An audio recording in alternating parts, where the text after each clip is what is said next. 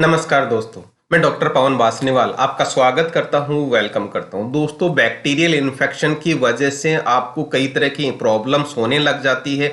जैसे कि कहीं पर भी इन्फेक्शन हो जाता है, आपके चेस्ट में इन्फेक्शन हो सकता है, आपके सॉफ्ट टिश्यूज में इन्फेक्शन हो सकता है, नाक में इन्फेक्शन हो सकता है, या हमारे एब्डोमिनल पार्ट में इन्फेक्शन हो सकता है, आपकी रिप्रोडक्टिव सिस्टम में इन्फेक्शन हो सकता है। दोस्तों, इसी इन्फेक्शन को ट्रीट करने के लिए जनरली कौन सी दवा दी जाती है आपको शायद पता होगा। जनरली या तो एंटीबायोटिक दी जाती है या एंटीबैक्टीरियल मेडिसिन दी जाती है। दोस्तों, इसी सीरीज में आज एक बहुत अच्छा एंटीबैक्टीरियल दवा के बारे में नॉलेज देने वाला हूं, जिसको अपन बोलते हैं सिप्रोफ्लोक्सासिन।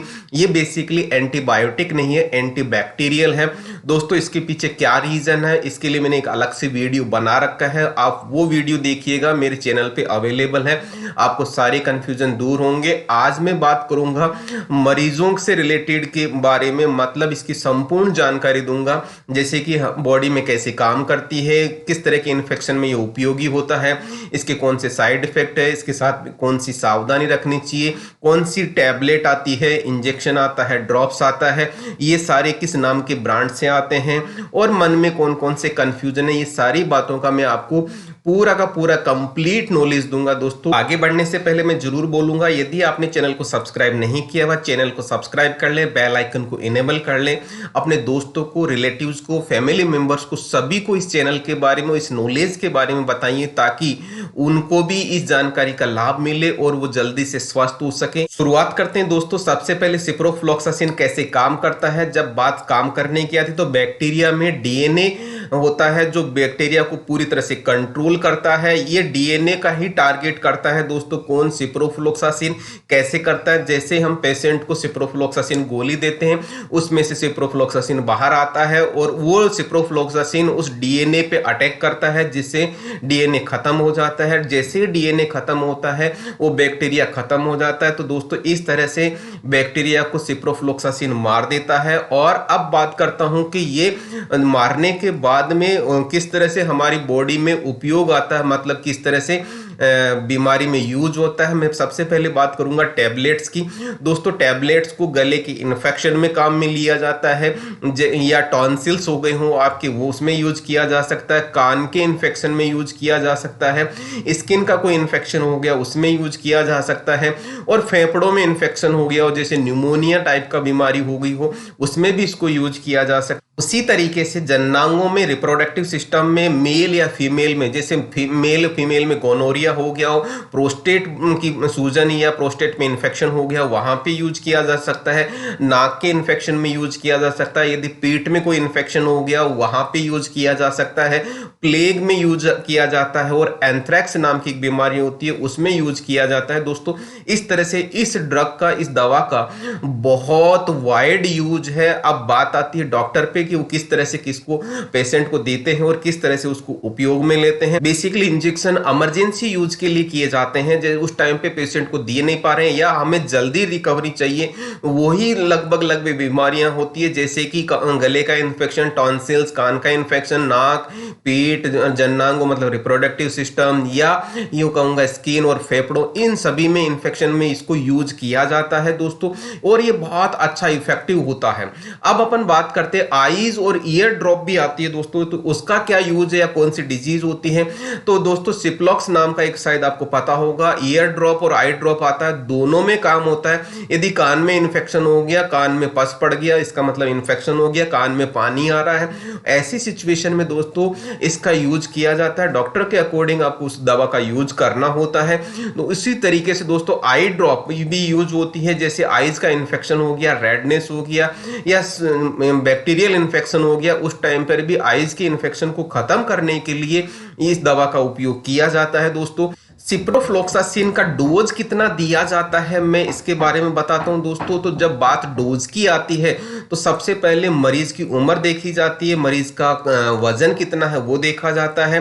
सिप्रोफ्लोक्सासिन के रेस्पेक्ट में कौन सा इन्फेक्शन हुआ है, किस जगह पे इन्फेक्शन हुआ है, और साथ में कौन सी बीमारी, इन सभी पैरामीटर्स को देखते हुए डोज डिसाइड की जाती है। वैसे 250 mg, 500 mg और 750 mg में इसकी टैबलेट्स आती है, और इसको डॉक्टर के अकॉर्डिंग यूज किया जाता है। 250 mg छोटे बच्चों को या कम उम्र के बच्चों को दी जाती है, जैसे सुबह और शाम दी जाती है, और 500 mg दोस्तों सुबह और शाम को दी जाती है। जो एडल्ट या ज्यादा इन्फेक्शन होता है उस टाइम पे जनरली इसकी दिन की मैक्सिमम डोज होती है 1 ग्राम। 1 ग्राम का मतलब ये हो गया सुबह 500 mg और शाम को 500 mg। तो इस तरह से उसका डोज कैलकुलेट किया जाता है दोस्तों। अब अपन बात करते हैं इसके साइड इफेक्ट्स की। साइड इफेक्ट जब बात आती है तो इसमें नोजिया वाली प्रॉब्लम होती है, मतलब जी मचलाना हो सकता है।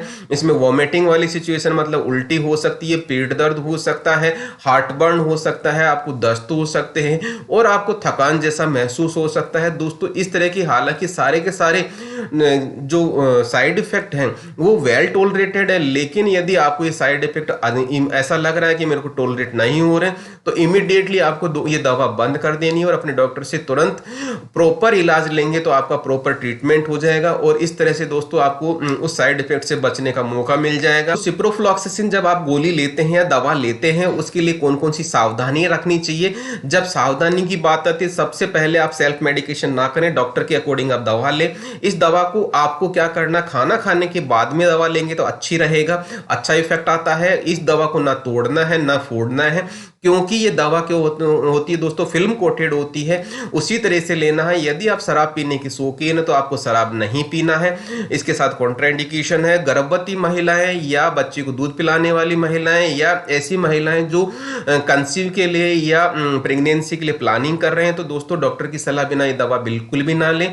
यदि आपको ये दवा से एलर्जी है तो आपको डॉक्टर की सलाह से दूसरी दवा लेनी चाहिए। इस दवा को इमीडिएटली स्टॉप कर देना चाहिए दोस्तों। यदि आपको लीवर और किडनी से रिलेटेड प्रॉब्लम है तो आपको ये दवा लेते टाइम जरूर डॉक्टर से कंसल्ट करना चाहिए ताकि आपको प्रॉपर डोज या कोई दूसरी अल्टरनेट दवा दी जा सकती है, क्योंकि सबसे ज्यादा इफेक्ट दोस्तों लीवर और किडनी पे आता है जब हम कोई सी भी दवा लेते हैं। तो सिप्रोफ्लॉक्सासिन की जो टैबलेट्स आती है, कौन कौन सी टॉप ब्रांड्स आती है, सबसे पहले सिप्लॉक्स के नाम से बहुत ज्यादा पॉपुलर है, जो सिप्ला के नाम से सिप्ला कंपनी बनाती है और ये सिप्लॉक्स 250, 500 और 750 mg में आती है दोस्तों। उसी तरह से दोस्तों सेफ्रॉन 750 आता है, इसी तरह से सिप्रोबिड 500 आता है जो जेडस का प्रोडक्ट है, उसी तरह से एल सिप्रो 500 आता है, उसी तरह से दोस्तों जॉक्सेन 500 आता है जो एफडीसी का प्रोडक्ट है, मतलब टैबलेट है। सिमिलरली सिप्रोडेक 500 आता है जो कैडिला कंपनी बनाती है। माइक्रोफ्लेक्स 500 आता है जो माइक्रोलैब्स का प्रोडक्ट है, मतलब ये टैबलेट बनाती है। बेसिप 250 है। इन सभी की मैंने अलग अलग स्ट्रेंथ बताई है, लेकिन जैसा मैंने बताया था डोज में 250, 500 और 750 के रेंज में आती है। तो दोस्तों इस तरह से ये आपकी अलग अलग टैबलेट्स की ब्रांड्स हो गई दोस्तों। अब अपन बात करते हैं ईयर और आईज के लिए कौन कौन सी ड्रॉप्स यूज की जाती है, जो इनके टॉप ब्रांड्स जो आपको मार्केट में मेडिकल स्टोर पे मिल जाएगा। सबसे पहले आता है जैसा मैंने बताया सिप्लॉक्स के नाम से, जो ईयर और आई ड्रॉप दोनों के लिए यूज की जाती है दोस्तों। मतलब यदि आपके ईयर में इंफेक्शन है तब भी इसको यूज कर सकते हैं, यदि आपके आंख में इंफेक्शन है तब भी इसको यूज कर सकते हैं। सिमिलरली दोस्तों जॉक्सेन ड्रॉप आती है जो ईयर और आई दोनों के लिए यूज की जाती है। सिमिलरली सिप्रोसिन ड्रॉप आती है, उसी तरह से सिप्रोपेन ड्रॉप आती है जो डॉक्टर मॉर्फिन कंपनी बनाती है। सेफ्रॉन आता है दोस्तों, इसी तरह से जो सिप्रोफ्लॉक्सासिन का आई ड्रॉप होता है दोस्तों। अब बात करते हैं इसके इंजेक्शंस कौन किस किस नाम से आते हैं। तो सबसे पहले आता है सिप्रोबिड, बेसिकली इंजेक्शन नहीं है, इन्फ्यूजन है, मतलब पेशेंट को बेड पे लेटा के काफी टाइम तक धीरे धीरे इसको आईवी चढ़ाया जाता है दोस्तों। इस तरह से ये सिप्रोबिड हो गया। सिमिलरली नेरसिप हो गया, अगेन ये इन्फ्यूजन के तौर पे काम करता है। सिप स्टार होता है जो इन्फ्यूजन के तौर पे इसको यूज किया जाता है दोस्तों। सिप्रोफ्लॉक्सासिन को कंफ्यूजन बहुत होते हैं, इसको दवा को लेते हैं तो आपके कौन कौन से कंफ्यूजन हो सकते हैं। क्या इस दवा को लेना सुरक्षित है क्या? बिल्कुल दोस्तों, इसको लेने से सुरक्षित है यदि आपको डॉक्टर प्रिस्क्राइब करता है, जो एक एंटीबैक्टीरियल दवा है, जो एंटीबायोटिक दवा बिल्कुल भी नहीं है दोस्तों। उसी तरह से यदि सिप्रोफ्लॉक्सासिन लेने के बाद में भी यदि आराम नहीं आए तो आपको क्या करना चाहिए दोस्तों। सिप्रोफ्लॉक्सासिन जनरली जो इन्फेक्शन को ट्रीट करता है कम से कम 3 दिन जरूर लेता है। यदि इसके बाद में भी आपको आराम लगे नहीं या आराम जैसा फील नहीं हो रहा है तो आपको डॉक्टर से कंसल्ट करना चाहिए और आपको प्रॉपर ट्रीटमेंट लेना चाहिए दोस्तों। इसके बाद में आता है कि सिप्रोफ्लॉक्सासिन लेने के बाद में दस्त हो जाते हैं क्या? बिल्कुल दोस्तों, सिप्रोफ्लॉक्सासिन बेसिकली क्या करता है, बैक्टीरिया को मारता है। जो हमारे हानिकारक बैक्टीरिया उनके साथ में हमारे ऐसे बैक्टीरिया को भी मार देता है जो हमारे इंटेस्टाइन में अवेलेबल होते हैं, जो हमारे लिए लाभदायक होते हैं। ऐसी सिचुएशन से बचने के लिए आपको खाने में ज्यादा से ज्यादा दही लेना चाहिए। ध्यान रहे दही खट्टा नहीं हो, लेकिन दही फ्रेश होगा तो आपको बहुत अच्छा लाभ होगा। यदि आप दही नहीं ले सकते तो एक स्पोर्लेक नाम के टेबलेट या पाउडर आता है, उसको भी आप ले सकते हैं। इसके साथ में यदि आप लेंगे तो आपके लाभदायक बैक्टीरिया जिंदा रहेंगे, जिससे आपको दस्त नहीं होंगे। उसी तरह से दोस्तों सिप्रोफ्लोक्सासिन को काम करने में कितना समय लगता है दोस्तों, जनरली मैंने जैसा बताया 3 से 5 दिन लगते हैं। और उसके बाद में भी यदि आपके डॉक्टर ने दवा ज्यादा दिनों की लिखी है तो आपको ध्यान रखना चाहिए कि उस पूरी ड्यूरेशन की दवा लेनी चाहिए, नहीं तो प्रॉब्लम हो सकता है कि आपका इन्फेक्शन वापस आ जाए या रिकरेंट होके आ जाए। तो ध्यान रहे। और कई बार ऐसी सिचुएशन में यदि आपने दवाई छोड़ दी तो वो उसमें बैक्टीरियल रेजिस्टेंस डेवलप हो जाता है। तो ऐसी गलती बिल्कुल ना करें। जितने दिनों के लिए डॉक्टर ने आपको दवा लिखी है उतने दिनों तक आप पूरी दवा लें, ताकि आपको पूरी प्रॉब्लम से छुटकारा मिल सके। दोस्तों जो मैंने आपको जानकारी दी सिप्रोफ्लोक्सासिन की, आपको जानकारी कैसे लगी कमेंट सेक्शन में एक कमेंट करके जरूर बताइएगा दोस्तों। और यदि मैं यहीं पे जरूर बोलूंगा, कोई भी दवा लेने से पहले आप डॉक्टर की सलाह बिना दवा ना लें और उस मेडिकल स्टोर से दवा खरीदें जहां पे आपको प्रॉपर फार्मासिस्ट मिले, वहां से आपको पूरी नॉलेज मिलेगी। पूरी नॉलेज मिलेगी तो आपको पूरी तरह से स्वस्थ जल्दी ठीक होंगे, क्योंकि आप उस चीज का पूरी तरह से फॉलो करेंगे।